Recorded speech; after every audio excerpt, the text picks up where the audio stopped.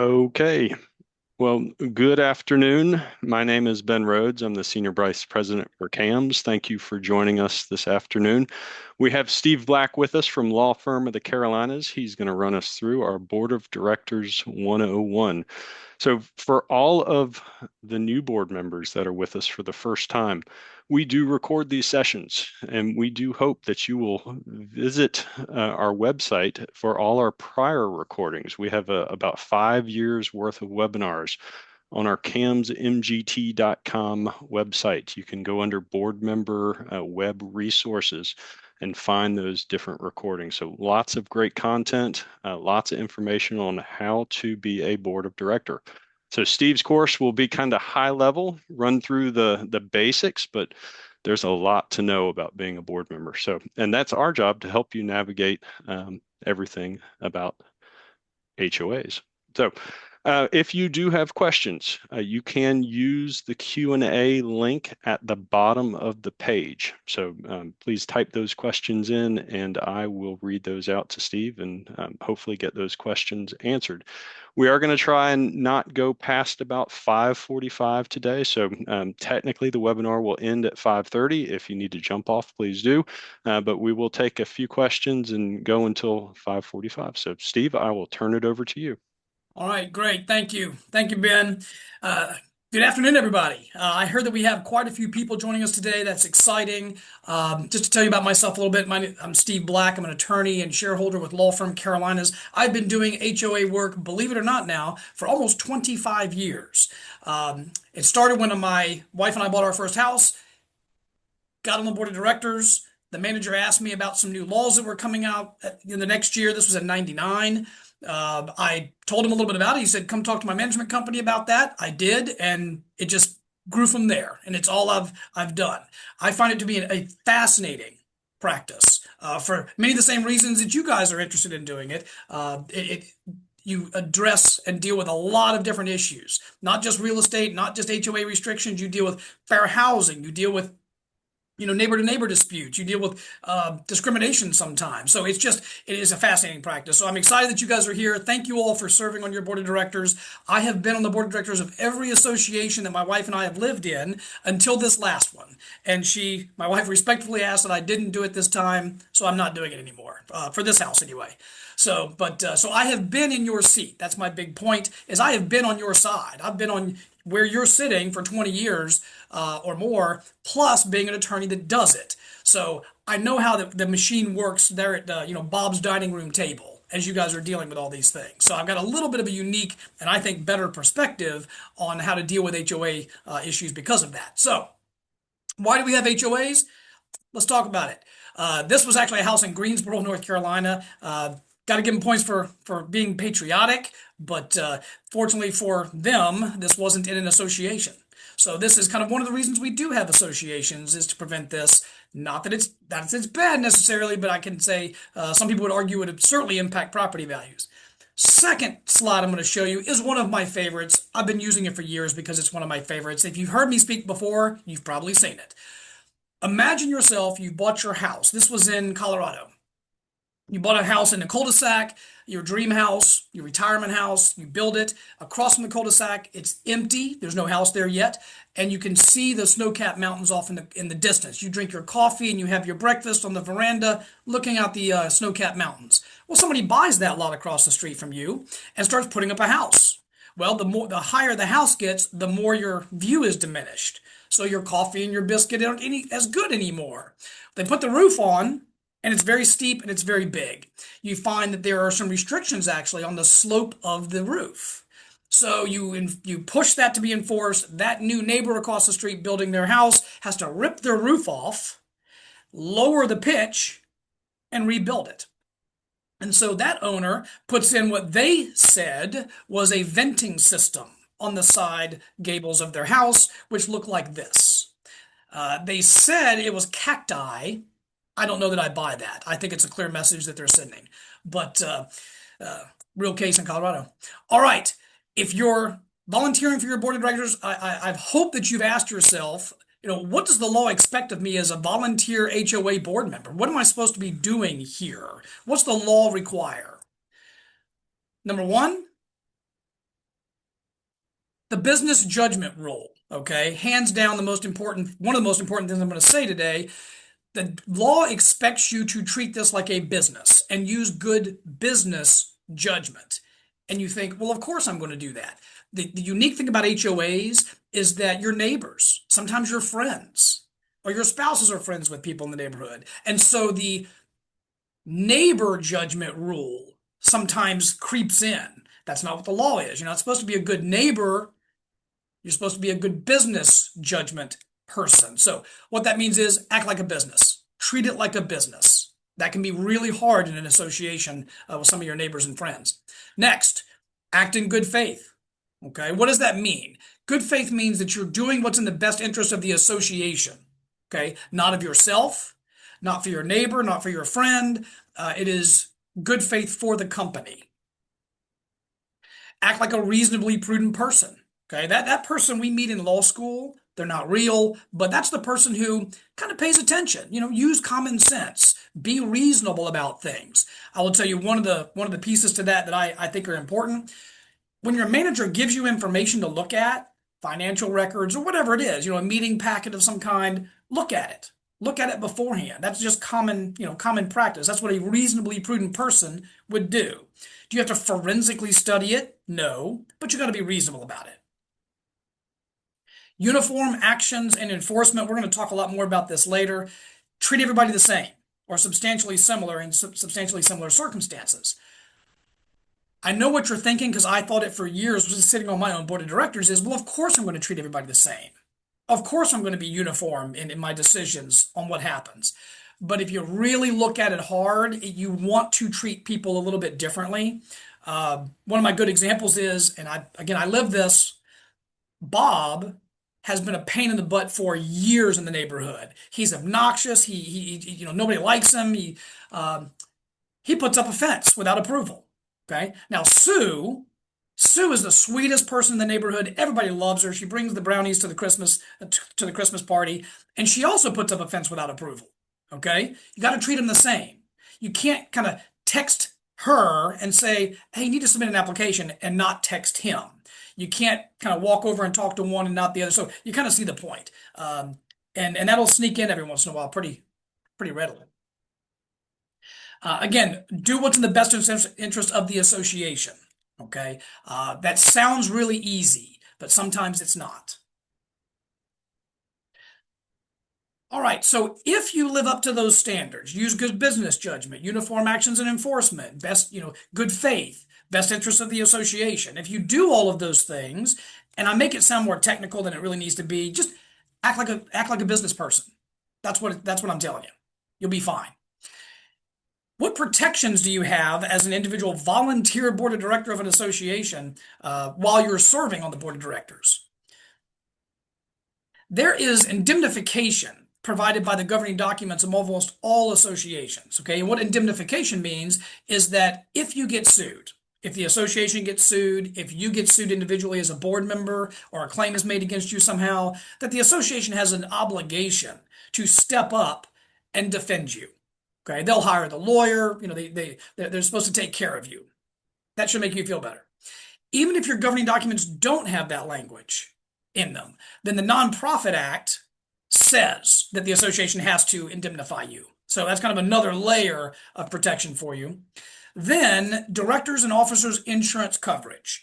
I'm sure you have this. This is a policy or a rider to your policy that you can buy from an insurance company that will defend you and protect you against the decisions that the board of directors makes. Okay, one of the best deals in the world. It's not that expensive, and when they do pick up the tab, it's a very big tab.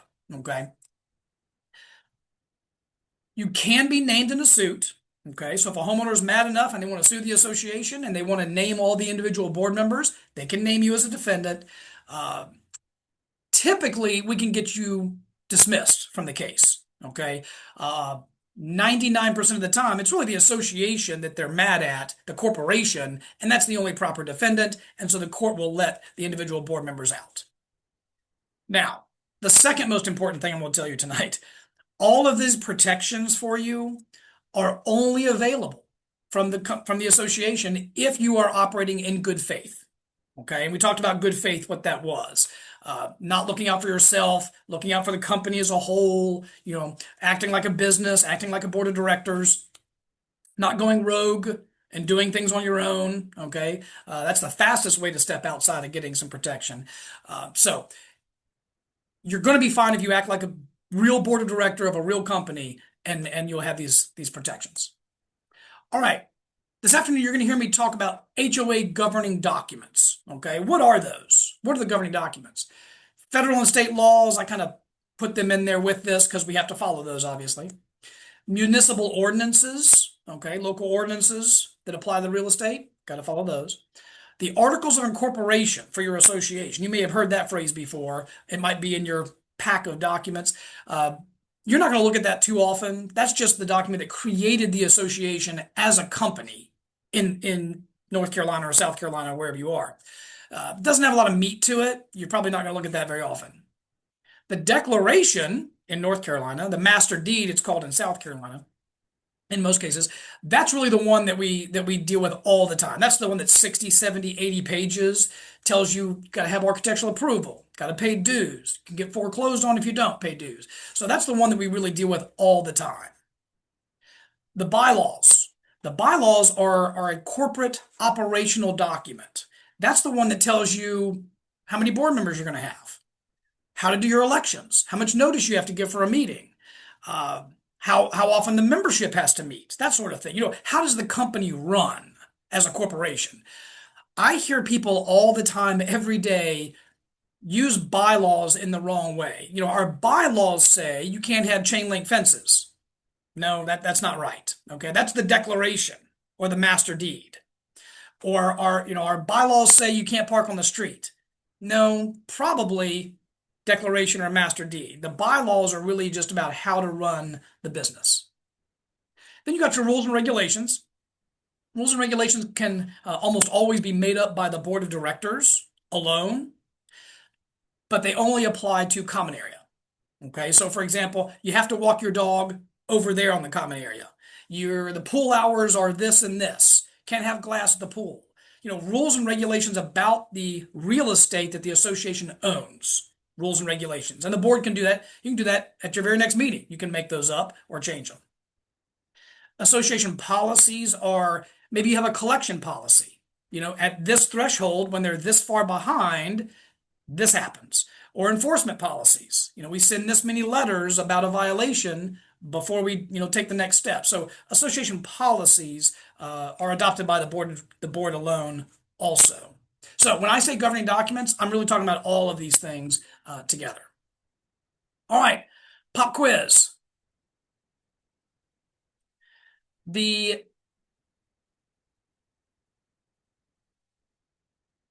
My apologies, hold on.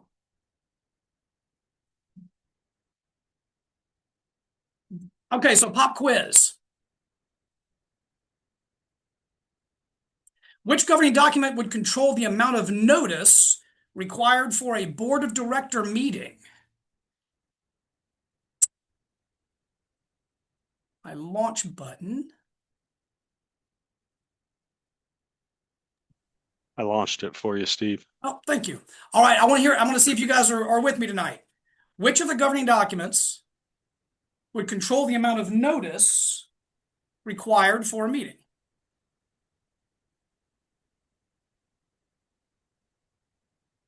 Do you see it? I do. Okay. I do.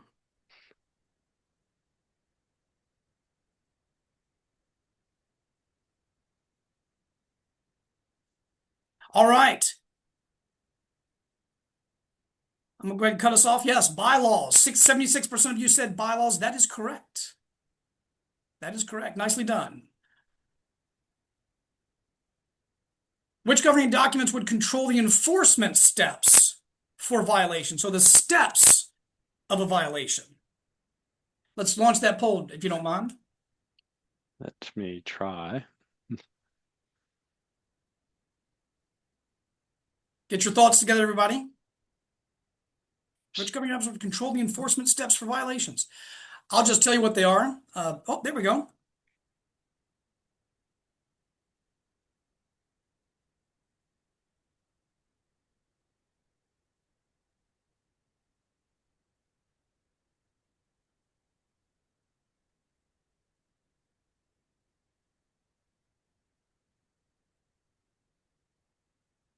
All right, association policies, that's right. Excellent, thank you.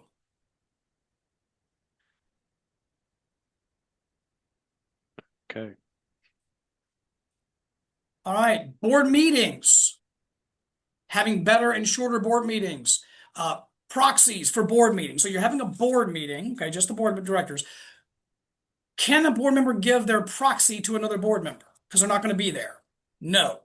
Okay, you can't give a proxy to a board member because being a board member is a fiduciary duty. Okay, you've been elected to a position.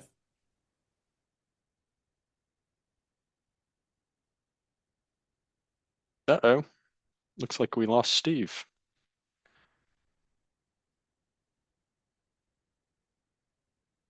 Let's give him just a second to log back in.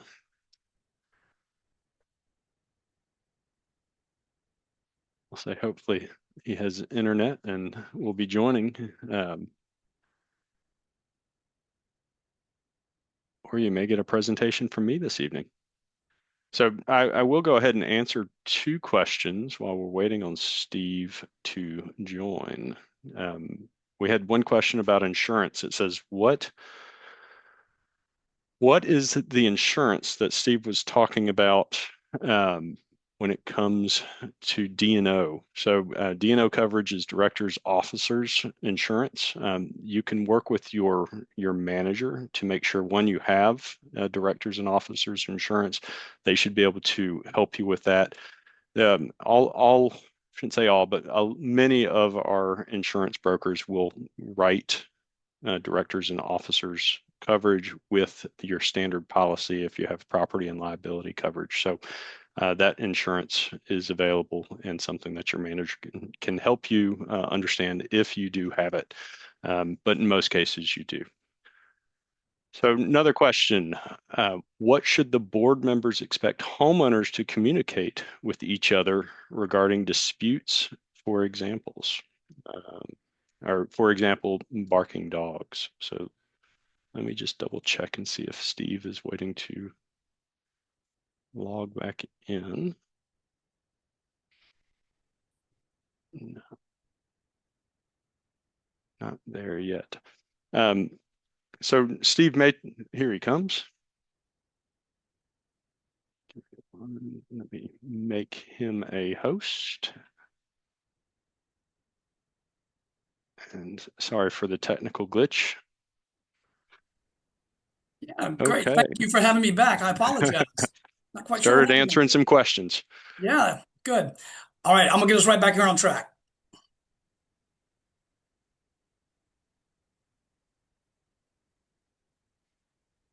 All right, thank you all. All right, so you can't have proxies for a board meeting. We talked about that. You can do board meetings by telephone, by video. That's fine. As long as people can talk and hear each other, that's fine. Presiding officer is key. Now, I'm talking to my presidents out there, okay? My presidents. Running an effective meeting is largely on you, okay? Or if you're not there, whoever's running the meeting, the chairperson of the meeting, it's largely on you that these things run pretty smoothly. So I'm going to give you some tricks for that here. Have and use an agenda. It sounds so elementary, but it works. Why does it work? Because you can have a fixed list of things and you can keep directing people back to it. Okay. Because again, I sat on the board of directors for a long time and some homeowners or some board members just like to chat. They like to gossip. They like to go in all sorts of different directions. And the agenda lets you have something to point back to and say, hey guys, let's get back on track here. Again, sounds elementary, but it works. Park digressions. What that means is it's just inherent in a board of directors of a homeowners association, especially, to want to socialize, to want to talk about things that aren't on the agenda, maybe even not association business. As the leader of the meeting, whether it's the president or whatever person that is chairing it, park those guys. Hey, Billy, I understand, but we've got to, let's get back on track here. Let's park that. Okay, let's park that and maybe come back to it. Okay. Hard to do sometimes, but very valuable. Now, some of my best meeting advice is here. Board president or the chairperson, equalize your discussion. What do I mean by that? Every board of directors has them. Okay. The people that like to talk a lot. Okay. Then you have board members that rarely talk. It's my opinion that it is the chairperson's job to hear from everybody. Okay. Okay, Billy, we've heard you on the flowers. You want red flowers. I get that. Sally, what do you think? You haven't said anything. Let's hear your opinion. Okay. Key. There have been studies and studies done on the more input you get from this kind of group, the better decisions you make. And I've seen statistics as high as, the decision can be 70% better because Sally spoke also. And, Billy didn't just dominate the conversation. So encourage everybody to talk. At the same time, board members can kind of drone on and on. Okay. I think every board has at least one that just wants to talk a lot. Anybody sitting at the table, anybody on the board can say these magic words. Is there a motion? That's it. Is there a motion? What does that do? That shuts down the conversation. Okay. And Billy, do you want to make a motion on this blue flowers you've been talking about? Yeah, Billy makes a motion that we change the flowers from red to blue at the front entrance. Somebody seconds it. Does anybody want to talk about this some more? We've been talking about it for 15 minutes. Does somebody want to talk? No. Well, let's vote. Okay, so is there a motion is a way for anybody at the table, not just the president, to move the meeting along. Okay, and not beat these topics to death. The other way to do it too, and this is magic, it really is there any objection to, okay? If the answer is obvious, okay, is there any objection to putting red flowers at the front? Any objection? Seeing none, done. Moving on. Goes in the minutes and you're done. So you took what could potentially have been a 10-minute discussion and it took 15 seconds. Okay. Now, if there is an objection, of course, then you go back to discussing until somebody makes a motion, to vote on something. But that's really how you keep a meeting shorter, better, more efficient, and to make better decisions by getting everybody to participate. All right, some of my least popular advice. Action without a meeting. Okay. If you're not in a duly called board meeting, okay, so you're not in that monthly meeting or that quarterly meeting where people are, on video, or if you're not in that meeting, then a decision of the board has to be by unanimous consent. Okay. What does that mean? That means that Steve, being the president, could send out an email that says, how about blue flowers at the front entrance? If all the board members email back yes, that's good business because it was not in a meeting, just an email, and it was unanimous. Done. Decision is valid. Goes in the minutes, or you can collect those yeses as minutes.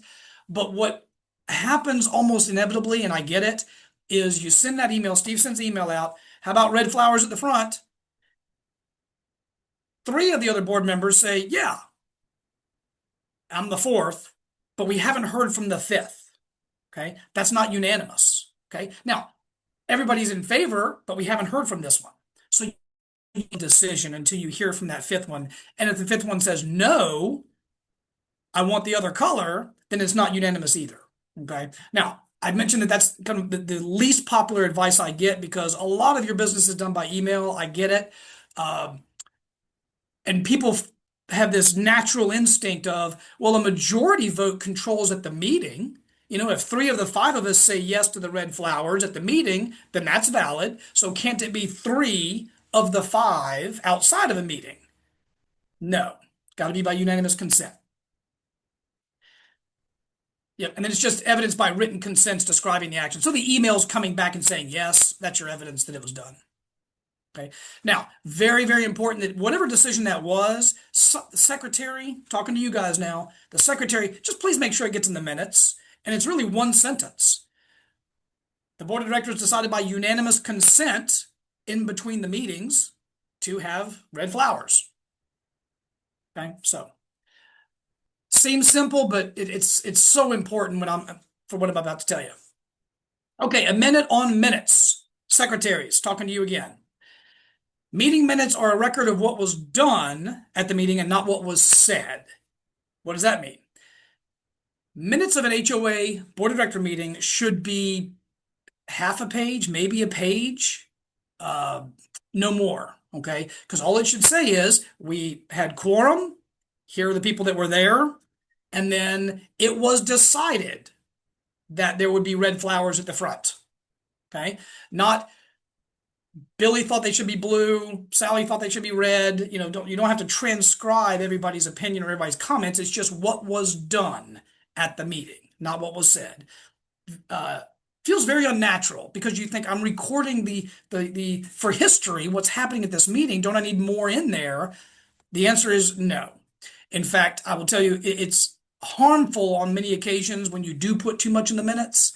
I'll give you this example. This was some years ago now. Homeowner claim discrimination, okay, racial discrimination. Made a claim against the association. The first thing that any plaintiff's lawyer does to an association is ask for the minutes of the last 3 years or 5 years. When I got the minutes for this association, when this discrimination claim, they were this thick. I mean, they were this thick because the secretary had basically been transcribing the meetings, okay, like a court reporter would, almost every word that was said. And sure enough, buried there on page 7 of a meeting, it said something like, we need to take some strong action to keep those people out. Okay, that's what it said. Now, it wasn't connected to this case. It wasn't about this person, but that alone, it had to do with something that wasn't discriminatory, but it didn't matter. So anyway, the association had to pay some money to that homeowner to settle that case because that didn't look good. There were some other points there, but just know that less is more. Closed sessions. When should you go into closed sessions? Anytime you could violate privacy laws or harm the association or embarrass somebody. Okay.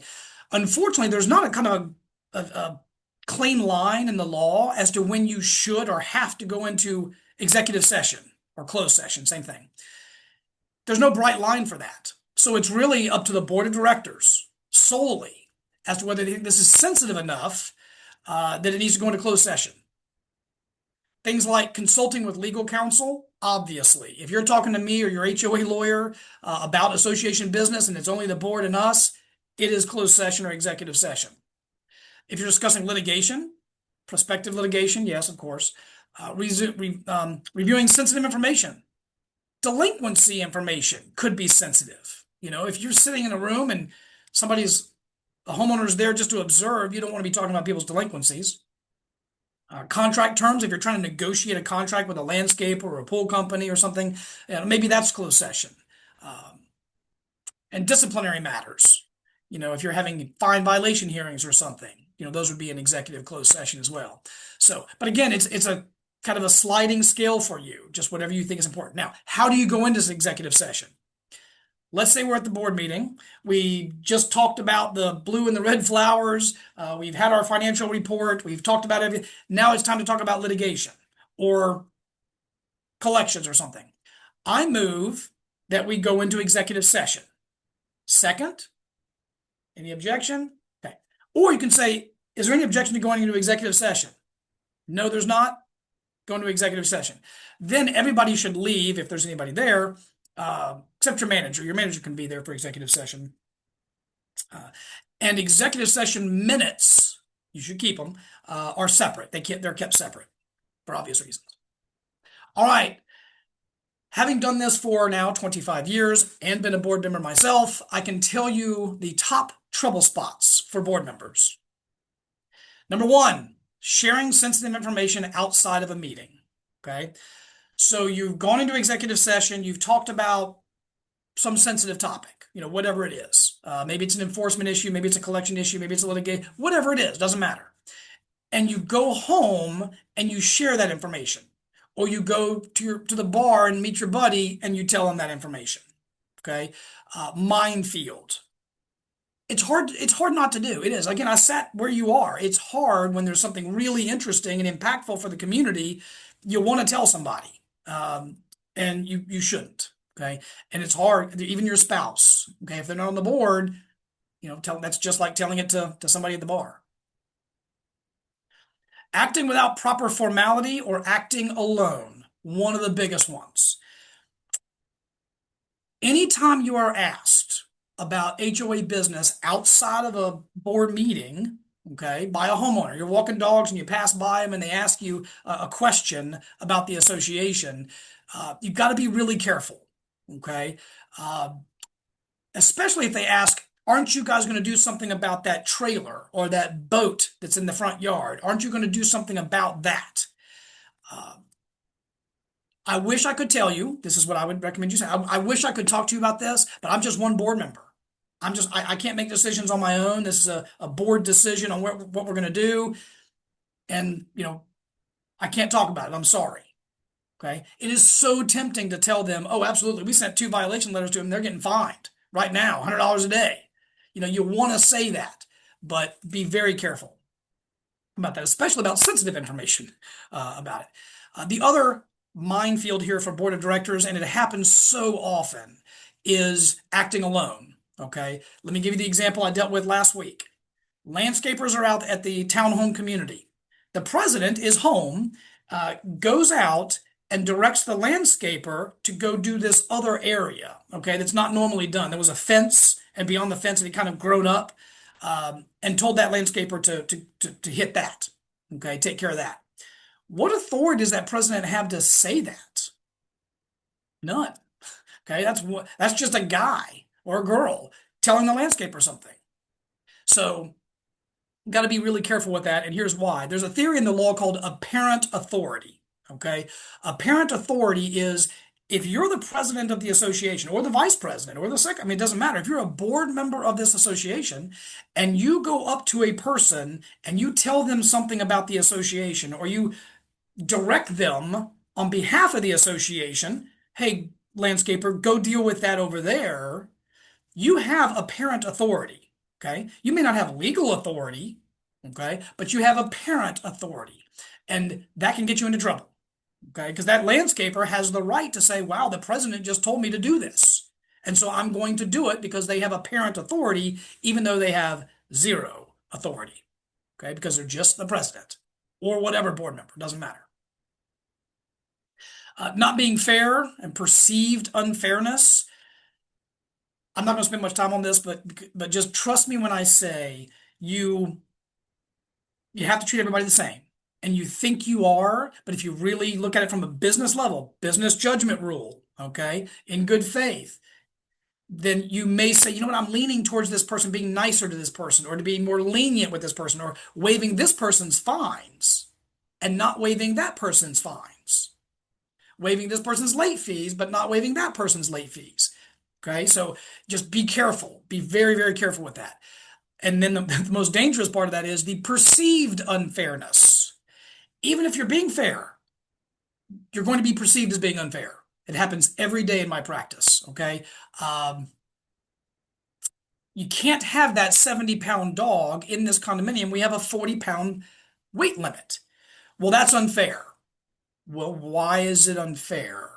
But homeowners, anytime you tell a homeowner they can't do something they want to do, they're going to perceive it as unfair. So you're starting from behind the 8 ball. How do you stay out of trouble? What's a great solution to stay out of trouble? Use professionals. Okay, this says not using professionals. That's a way to get into trouble. But use your professionals. For example, if you have a drainage problem, seek out a landscaper. If it's a real big drainage problem, seek out an engineer. If you have roof issues, if you have a pavement issue, if you have seek out the professionals. Yes, they cost money, but if you don't, it could cost you even more money. It is just natural for board. I've seen it 1,000 times. Billy, who's on the board, was a hydro engineer as a profession up in Vermont when they lived in Vermont. And Billy says X about the stormwater problem. And the board says, well, Billy, I mean, he kind of knows what he's talking about, so let's go with Billy's idea. When Billy's wrong, and he very well may be, then that's a problem. Okay, that's not good business judgment. That's not good faith. That's not in the best interest of the association. All those standards I told you about earlier, they're not those things. So use professionals. I know they cost money, but you're a business. You're expected to seek out professional advice. All right, so hard. Limited or no social media about the association. Okay, it's a lose-lose. You can't win a social media fight, in my opinion. When Facebook first came out, tells you how old I am. When it first came out, I thought it was going to be beautiful for associations, a way to communicate, to share, to improve the communities. I'm convinced at this point, and maybe I'm a cynic, that 100% of the social media platforms about HOAs or for the HOA eventually goes bad. Okay, it eventually becomes a venting session, a bashing session of the association and the board members individually. It's just unfortunately that's my opinion. Now, here's what I'm talking about don't go into the social media thing. When someone's bashing you, let's say Karen, you're on the board of directors. When a homeowner posts on the Facebook page that Karen did X or didn't do X, or Karen doesn't know what she's doing, or whatever the allegation is, it is so hard to ignore that. It is. But if you engage them on social media and try to answer them, it just feeds them, and then you end up in the mud and it doesn't end out well. So it's usually a lose-lose. Now, there's a caveat to that. If it's untrue, okay, and defamatory, okay, if they're saying something and defamation is kind of narrow, but if it's defamatory against you, then you need to talk to the association's lawyer about sending them a cease and desist letter. But most rantings I've seen about our board members aren't defamatory. They're just people's opinions. And unfortunately, sometimes they get to say them. Okay, acting alone. I got two great examples of why a board member should not act alone. Don't go rogue.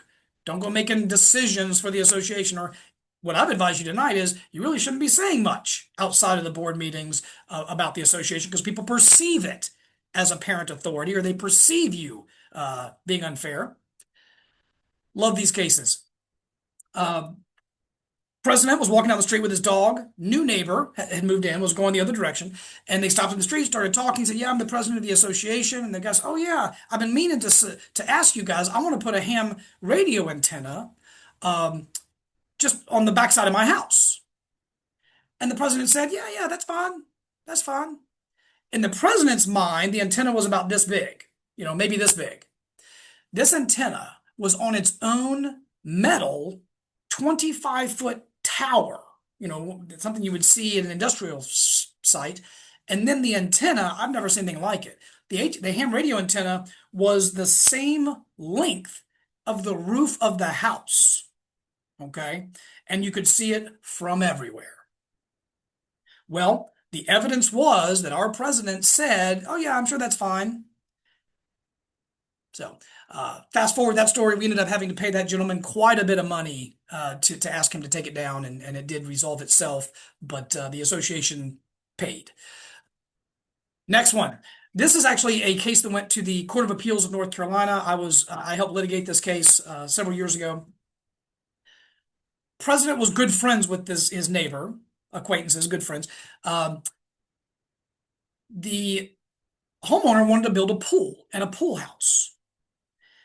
And so he had the yard staked out, okay, where the pool was going to be, where the house was going to, the pool house was going to be, and invited the neighbor, president of the association, over. I'm embellishing here a little bit, but I'm sure they had a beer. They're walking around just as neighbors. And the homeowner is showing him this is where the pool's going to end. This is where the pool house is going to be. This is where the bar is going to be. And the president said, I quote, "I can't, this is great. I can't wait to have a beer at the bar. This is great. I can't wait to have a beer at the bar." Okay. Guess what? The homeowner took that as an approval of this $100,000 project and he started building it. And we had to come in and tell him to stop. And it ended up in a 2-year fight that was extremely expensive for everyone. And again, can't wait to have a beer at the bar. Now, there were other facts as well, of course. There were applications that came in and that sort of thing. But that certainly made our job much, much harder. Did the president intend to approve that? Of course not. Of course not. He was just enjoying a beer with his friend and talking about the new pool, but it made our life very difficult. All right, pop quiz. Ben, can you try to launch me one? Thanks. Thank you.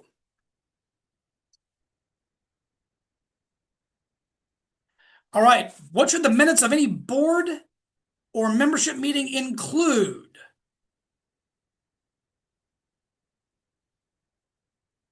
All right. We got some good answers coming in here. Some people look like they're changing their mind. All right, good. All right, I will end it there because a vast majority of you all are right. C, what was done? Okay, thank you. Name two topics that should be discussed in closed or executive session. Name two topics that should be discussed, in closed or executive session. Ben, can you start that one for me? I don't see that we have that one. Okay, that's fine. Relaunch. This one was a little bit of a trick Oh, question I'm because I sorry. mentioned that's okay. It, We don't have to do it.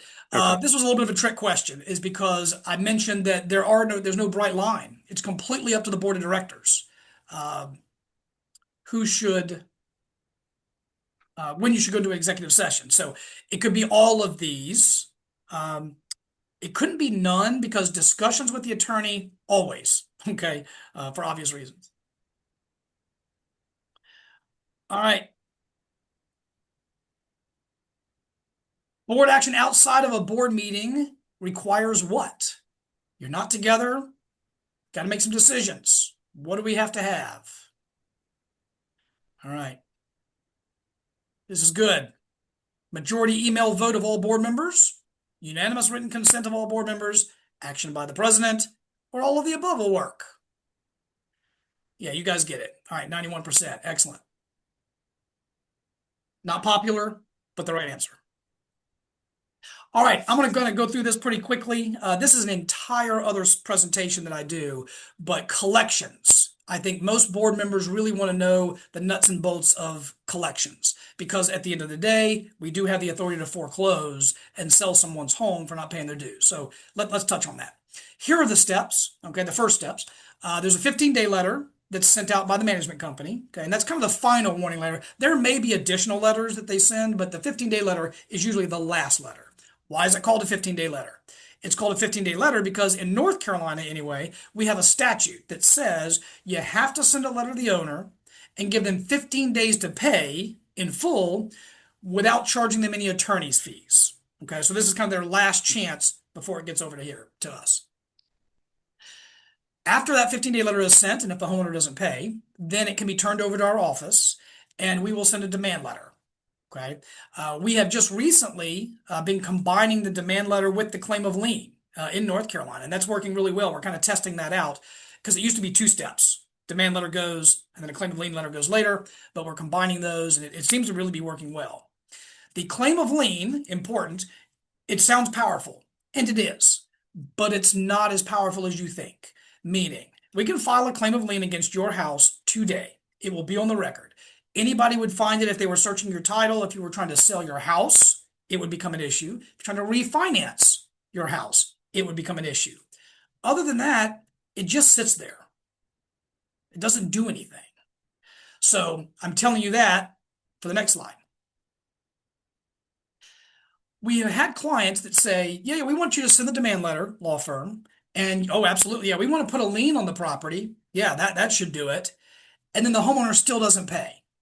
Okay. As I just mentioned, if they're not trying to sell and they're not trying to refinance, it doesn't really hurt them. Okay. They could go months without thinking about it. So our advice is to go ahead and move forward with foreclosure. Okay. Now, in North Carolina, and we require it for cases in South Carolina as well, you have to sign a foreclosure authorization form, and that's what this is. This tells the court that the board knows about this foreclosure, that they intend to move forward with foreclosure, and that the board has properly authorized those actions. So it's very simple. We put the address in there. Somebody, an officer, signs on behalf of the association that says, yeah, we want to move forward. Now, we got board authorization. Okay, that's that first bubble. What happens then? You might want to look at the status of the condition of the property, and this is really only relevant if it is an empty lot. Okay, if there's no house on it, and possibly somebody doesn't really care about it, we might want to look into it. Okay, or if it's a completely dilapidated house, which is very rare, we might want to talk about it. But other than that, do the board authorization and we move forward. We will file foreclosure. Okay, now foreclosure is a special proceedings lawsuit in North Carolina and a master in equity in South Carolina, and we will file that with the court and serve it on the homeowner. We serve it on the property address. We serve it on any addresses on the tax bill. We serve it on any addresses that the association has. So we kind of blast it out there to give notice to the homeowner that we're moving forward. In that packet of information, there is a hearing date that says you're being sued for foreclosure, and your hearing date is X date. And that's usually only about 30, maybe 45 days away. So it's pretty quick. When we show up in court, then we only have to prove four things. One, that we got service on them. We actually served them with the foreclosure. Two, that there's a valid debt. They haven't paid their dues. Three, there's a default of that debt they haven't paid. And four, that we have the power to sell the house for unpaid HOA dues, which we almost always do either by statute or what's in the governing document. So we'll go to court, argue that. Many times, the court will continue the case. Okay, and that's frustrating for our board of directors, and we understand that. But the courts don't want to foreclose on people for HOA dues. Will they? Absolutely. Do they want to give the homeowner lots of time and several continuances if they ask? All the time. Okay, so that's why some of these may be slowed down at some point. But eventually, when it's time to decide, the court will enter an order authorizing us to sell the house. Okay, that doesn't sell the house, but it gives us permission to sell it. Then we would publish it in the newspaper. We would have an auction on the courthouse steps, and it kind of goes from there. Again, this is an entire presentation on its own, but I want to get into kind of the highlights of it. Very important though. 50% of the homeowners pay when they get our first letter. Okay, so 50 of the accounts are collected in full, and that's it. Another 25% are pay at the second step. So 75% are collected just at the first two steps, which is on the first slide here. So we haven't even got to foreclosure yet. And then another 10% to maybe 15% pay later in the process here at the foreclosure process. So we're successful about 85 to 90% of the time collecting all the money. Fines, late fees, interest, dues, attorney's fees from the homeowner. The times we're not successful are almost always because the bank forecloses. Okay, if the bank forecloses on them first, we lose. Every time, all the time. There's nothing we can do about it.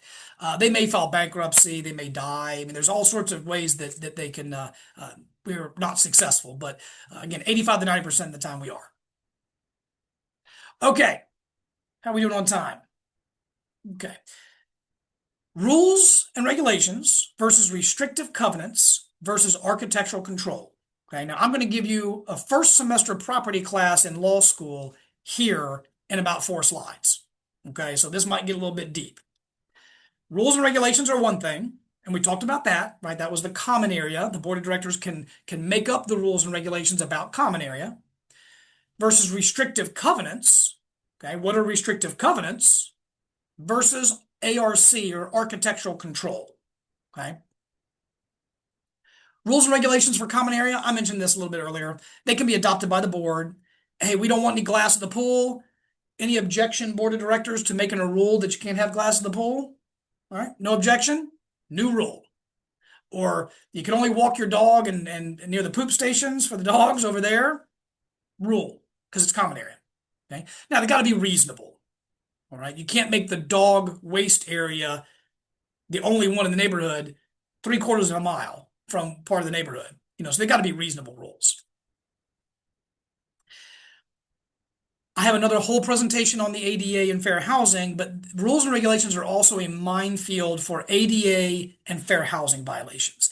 I'm going to try to sum up that entire presentation in a couple of sentences. You can't discriminate against people because of their age, race, sex, handicap, familial status, national origin, the protected classes. But the two that boards trip over all the time, unintentionally, is handicap or disability, okay, and what's called familial status, which is basically having children, okay, if there are children. If your rules talk about or mention minors, children, toys, those kinds of things that are always about kids, you may have a fair housing violation already. Okay, so if you're going to write down anything tonight, I might write that down. Hey, let's take a look at our rules and make sure we don't talk about kids or children or toys or skateboards or things that are related to children, and let's have the attorney look at that. And then disability, handicap. If someone who is disabled asks for something, we have to look at that really hard because they may get it. Okay, they may get to bend our rules, or they may actually get to install something like a ramp or something like that. But those are very fact specific and pretty intense. So those are rules and regulations. Board can do them, almost always about common area. Restrictive covenants. This is what gives you power to control conduct on someone's private property, on their lot, on their home, what they own. Okay? Restrictive covenants. They are in the declaration for the most part, the declaration of the master deed. That's where those live is in there. So they're not easily amendable. Okay, the board can't change those. That usually requires a vote of the membership. The restrictions must be clear and unambiguous.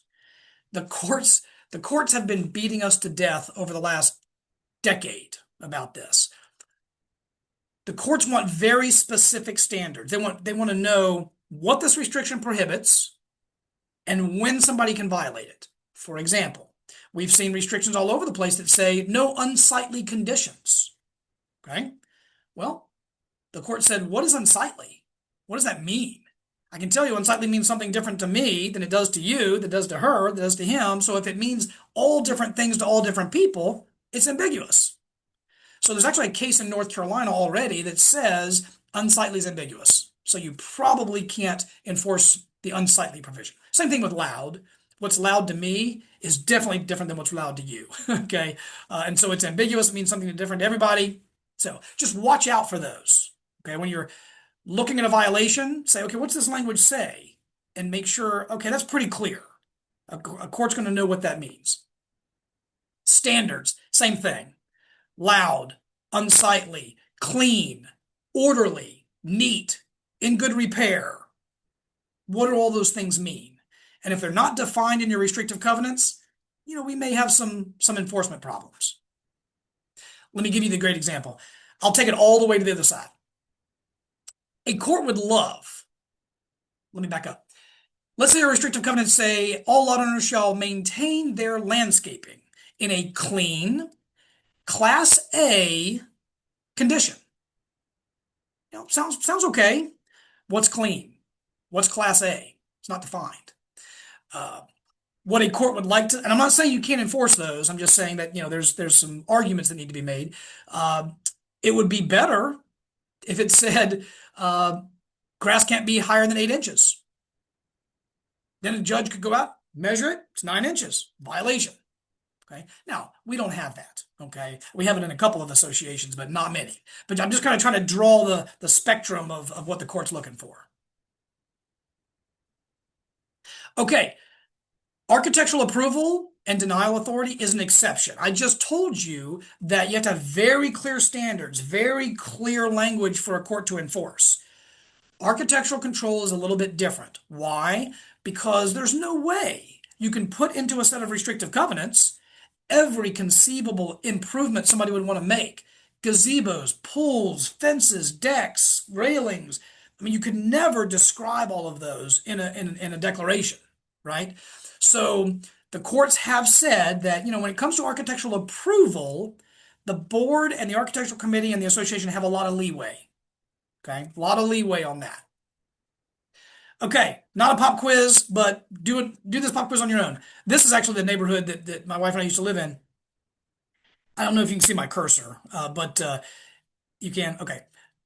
If you're trying to say no smoking on this lot, this is somebody's lot, private property, it would have to be in the restrictive covenants, recorded in the restrictive covenants. The board cannot make a rule about that. Now, interestingly, this is a private road. This is common area. This is owned by the association. Could we make a rule that no smoking on the road? It's common area. Maybe we can. Maybe the board of directors could do that tonight. Now, it needs to be reasonable. Why don't we want people smoking on the road? It's outside. Why do we care? Maybe it's litter. Who knows? But just that's the big distinction is controlling people's conduct on their lot versus common area. It gets really interesting when you get to the townhomes. This is a plat of a townhome.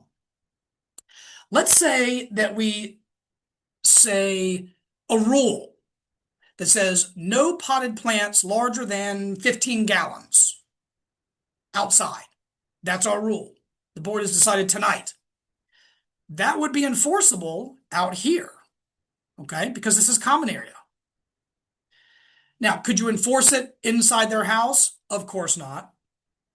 But look at this. This is a back patio.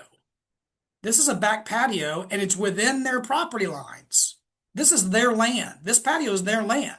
So can I make a rule and regulation by the board of directors, no potted plants over 15 gallons, and enforce it on their private back patio? No, because that's their real estate. You'd have to amend the declaration to put that into the declaration for it to be enforceable. Okay.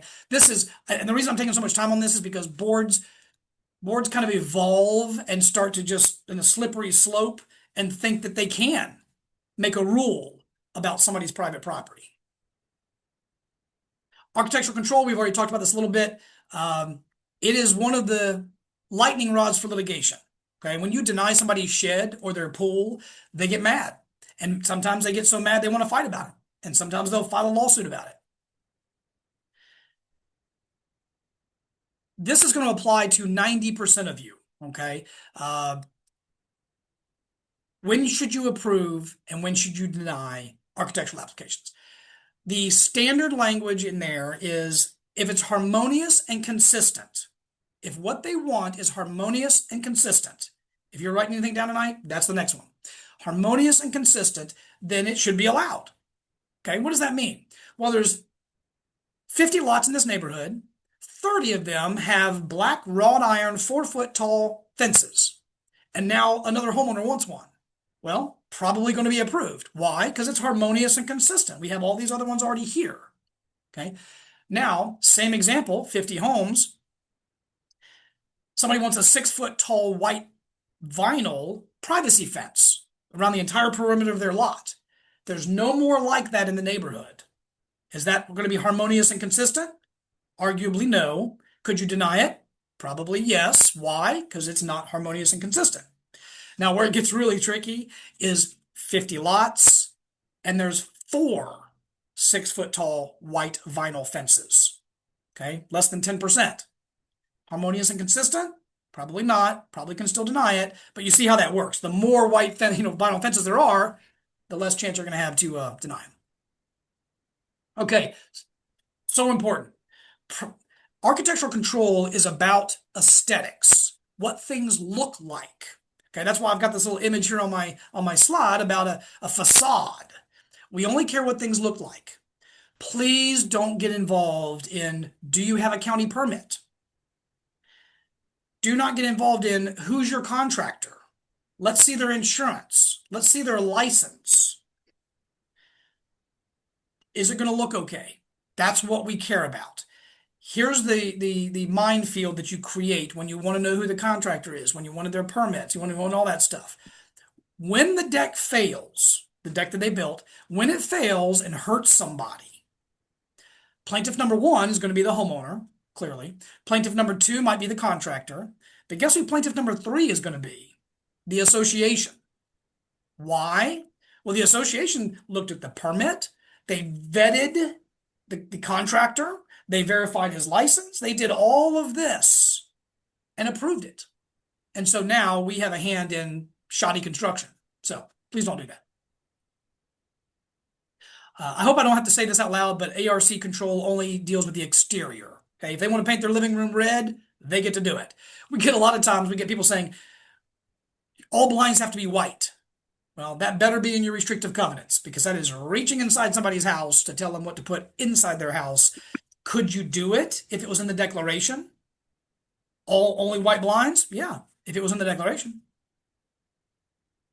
Guidelines, architectural guidelines, pros and cons. And when I talk about guidelines, we like these kinds of fences. These kinds of pools will be approved. These hot tubs, these trellises, these, gazebos, they're okay. There's pros and cons to them.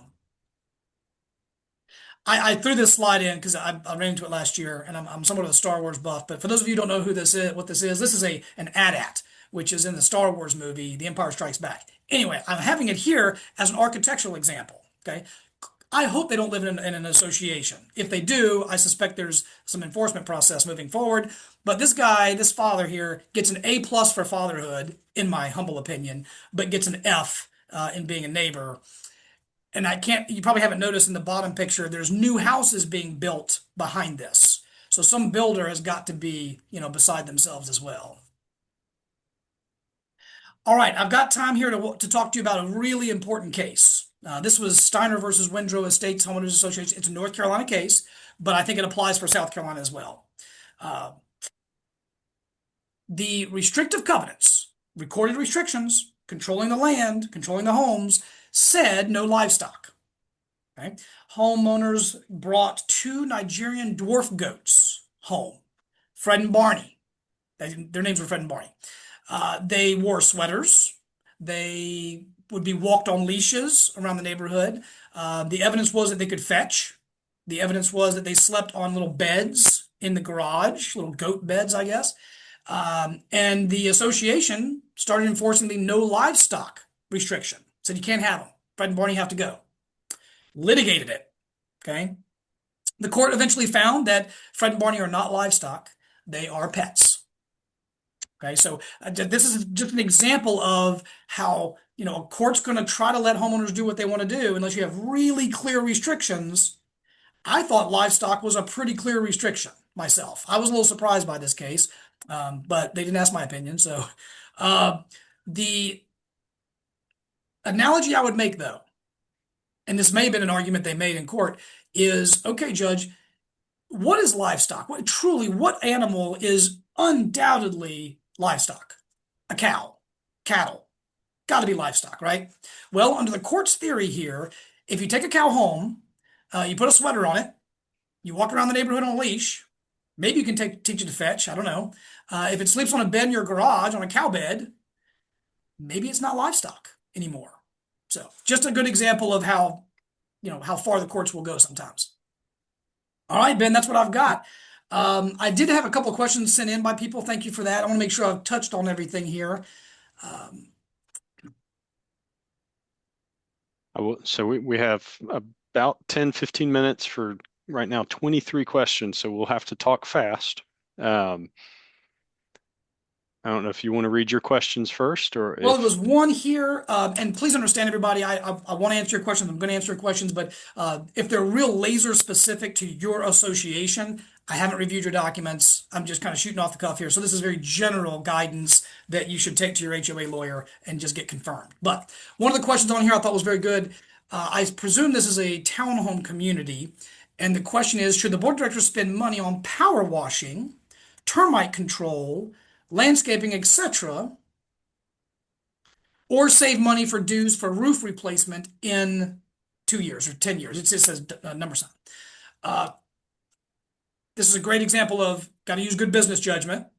What's in the best interest of the association? Okay, that's the analysis in your head on to answer this question. Uh, I would say you would need to look at your governing documents and see exactly what they must do. Hands down, they have to do. Do they have to power wash?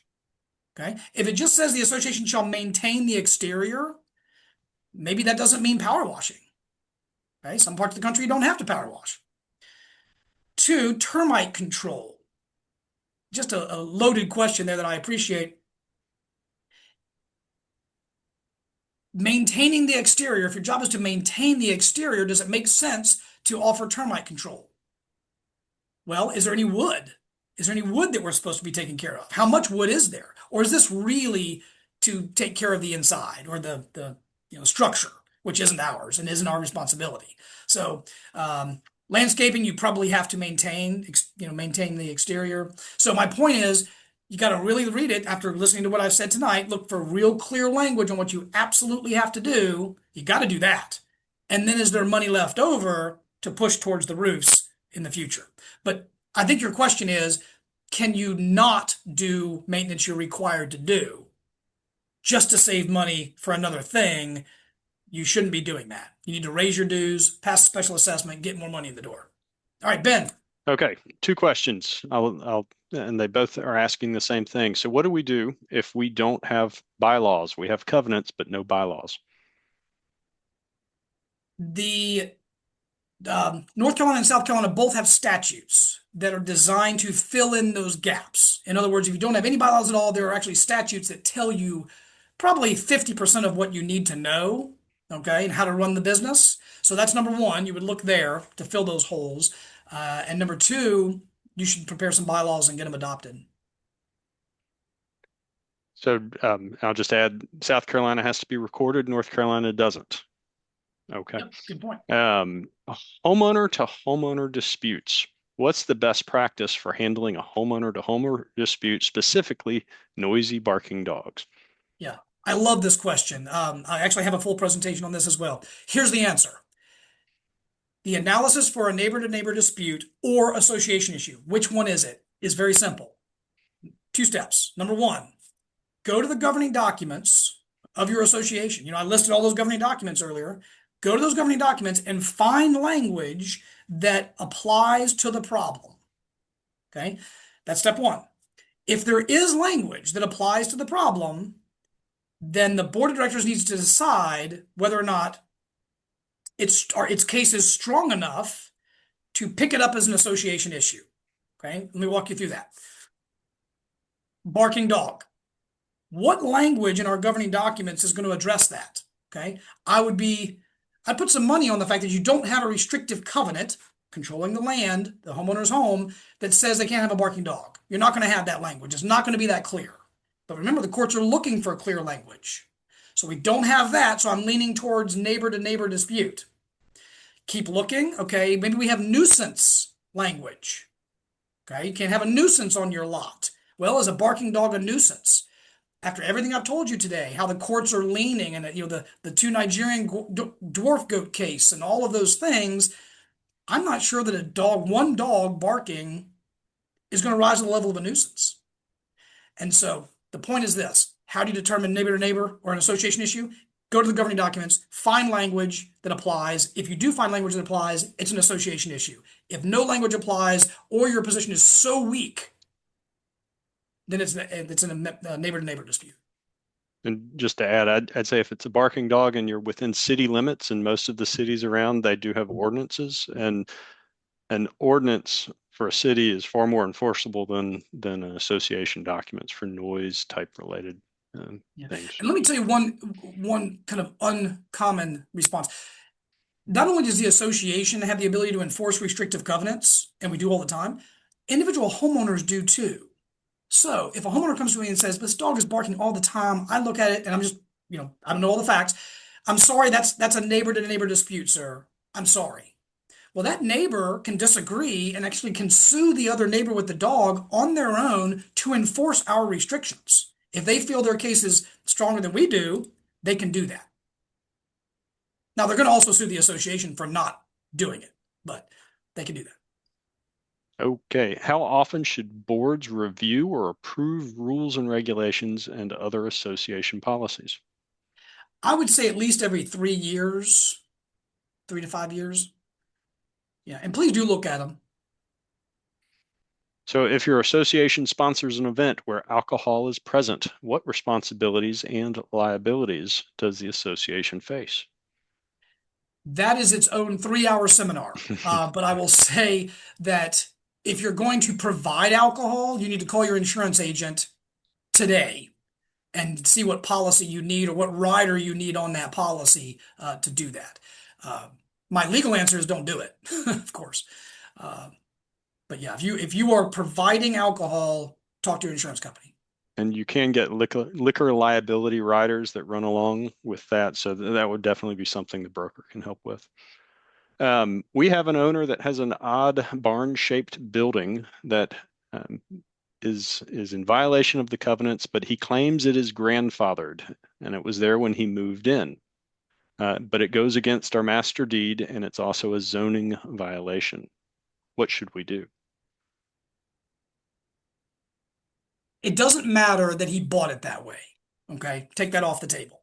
What does matter is how long it's been there. And here's the very short version. The longer something stays, the harder it is for the association to enforce against it. Okay, so let's say you have a blatant violation. Let's say it says no above ground pools. This guy's got a good above ground pool. Okay, Very clear restriction, but it's been there for 5 years. Okay, there are defenses in the law called waiver, estoppel, and latches. Okay, waiver, estoppel, and latches. All three of those have to do with we've sat on our rights.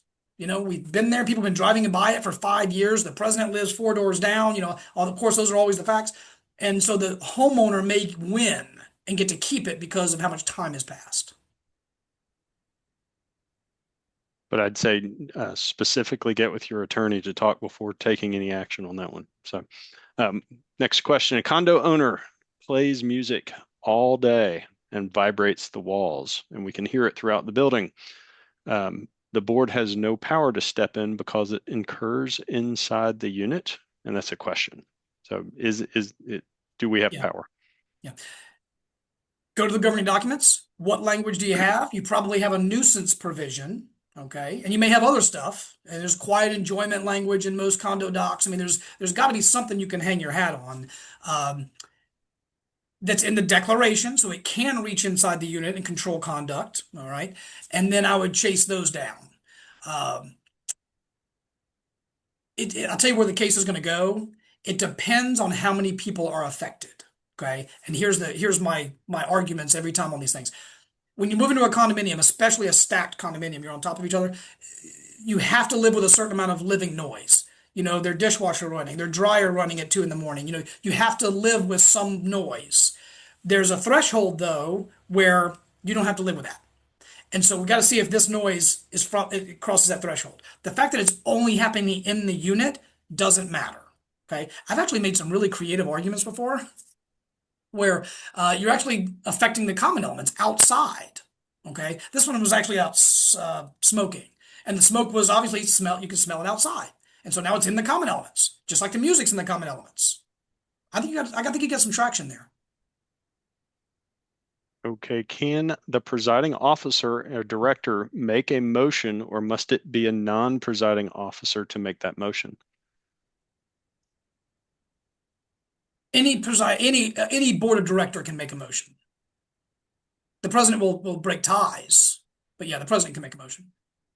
Okay, can a board member insist their objection be documented in the minutes with their reason? They can't they can't direct what's going to be in the minutes alone. What they can do is say, I'm asking that my objection be noted in the minutes, and so I'm making a motion that they be put in the minutes. Is there a second? Is there discussion? So it can be a board decision to put them in the minutes. Okay, this is a fun one. Can a board maintain a shadow set of more detailed minutes so there's a historical transcript to refer back to at a much later date?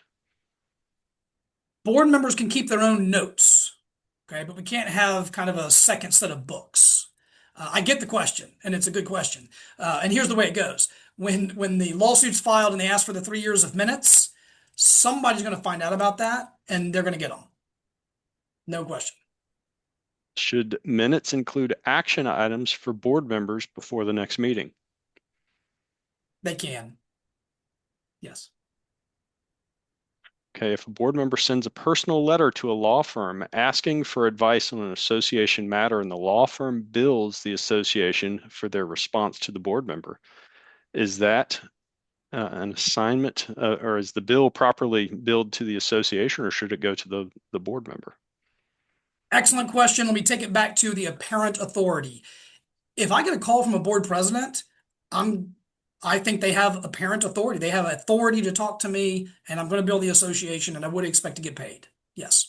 Now, if it was the secretary, I've learned that the hard way. I will ask when that happens and say, do you have authority from the board of directors to be talking to me? So the answer is, what's the level of apparent authority? Should that lawyer have known to ask the question? Do you have authority to be talking to me? Or is it the president or somebody they routinely work with? If it is, then the attorney had the right to presume it's good. Okay, I know we're going long on time, so Steve, you tell me when you need to jump to your other meeting, but this is a good one. Can board members use association funds to pay for dinner during a board gathering? Good business judgment. Good faith? Best interest of the association? Probably not. I wish they could, but I would advise against it. So I think you were talking about Facebook and staying off of it. There's a question about other community chats. Um, should associations get involved in community chats? Yeah, same rule applies. No, I mean, is it illegal to do it? No. Um, can I force you to stop? No. I'm just saying my experience has been almost 100%, which is unheard of, that it goes badly. You're not going to win a social media fight. Okay.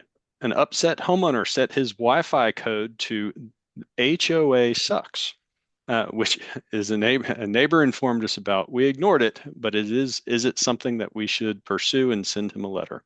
How interesting. That's creative. I got to give the person points for creativity. I hadn't thought of that one. Uh, that is a brilliant example of the kind of the social media idea too. People are allowed to express their opinions on social media. And I would translate that to that owner has the right to express their opinion on their Wi-Fi name.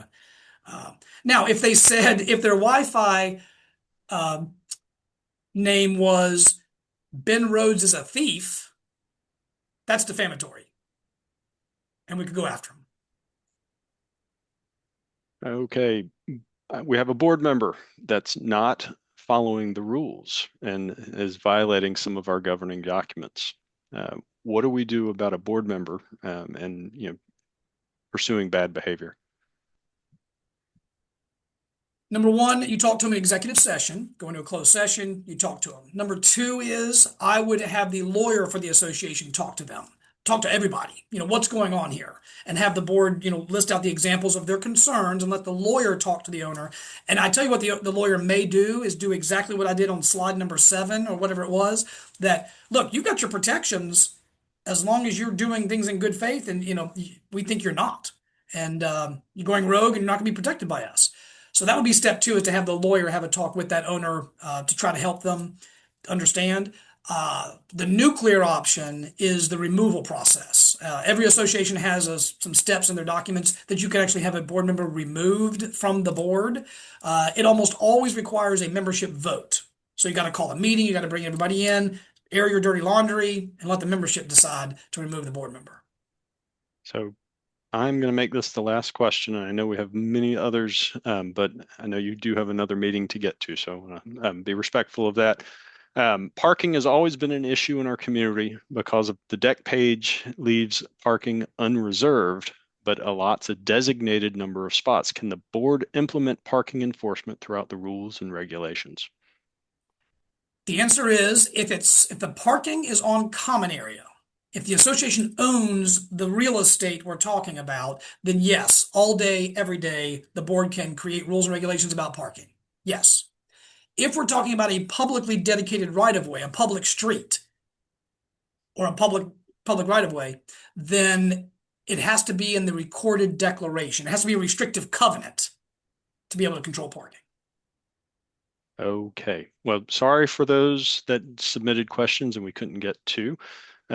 Maybe next time. We do host these on the third Thursday of every month and try and have a topic either led by an attorney or one of our other business partners. So if you do have questions and or topic content, we are always open to hearing your suggestions. Next month's will be with an investment specialist to talk about HOA banking and how to invest reserve funds. So Steve, I want to thank you again. And I guess until next time, it will Yeah, be you're welcome. February 19th. So look forward to having you with us. You're Thank you. welcome. I enjoyed it. And again, thank you all to your board, to our volunteer board members. It's a thankless job and it doesn't pay. So appreciate you taking the time. Thank you. Good night. Good night.